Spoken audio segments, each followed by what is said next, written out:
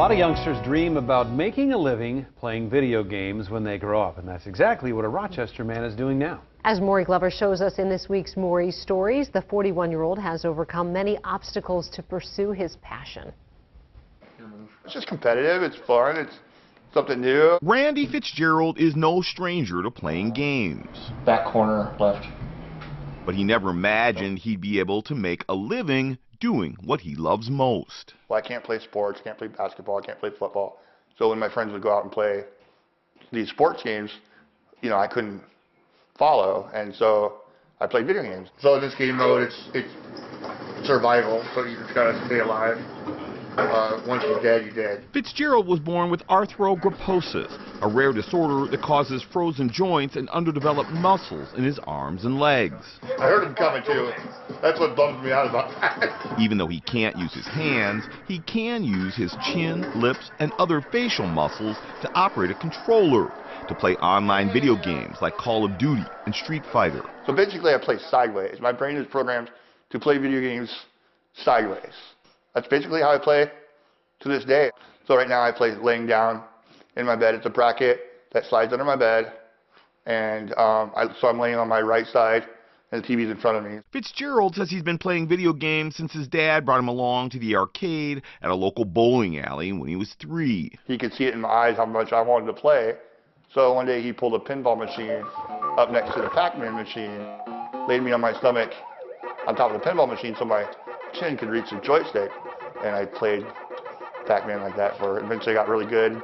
Played on it for like hours with 1 quarter. After high school, Fitzgerald started going to the Electronic Entertainment Expo, where he got to know video game developers and professional gamers. By 2006, he was blogging for Microsoft when he caused a sensation at the expo while trying out a new Sonic the Hedgehog video game. At the after party, I was playing Sonic. Next thing I knew, there was just a media frenzy behind me because they'd never seen anybody play video games without adaptive technology the way I played for. The next year, Fitzgerald joined an esports team in a competitive tournament, even though their opponents didn't believe it at first. They thought it was a joke. They thought it was like a candid camera type thing. When my friends were helping me set up the controller, on the station to play, and they were getting them mount in front of me and everything, the other team just looked so confused.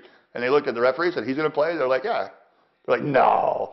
And the referee's like, "Yeah, he's going to play." They lost on the second day of the tournament, but Fitzgerald won a following as the first quadriplegic professional gamer, playing under the name Nomad, which he chose for philosophical reasons. To me, a nomad is a person searching for their purpose in life, and along the way, what they've learned through their wisdom and their travels, they share with everybody they meet.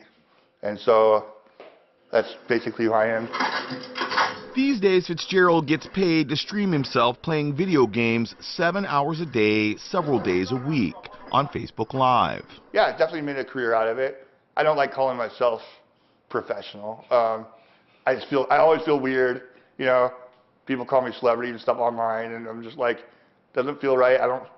You guys aren't my fans, you're my friends. And in the process, he's inspired other disabled players to set their sights on video games too.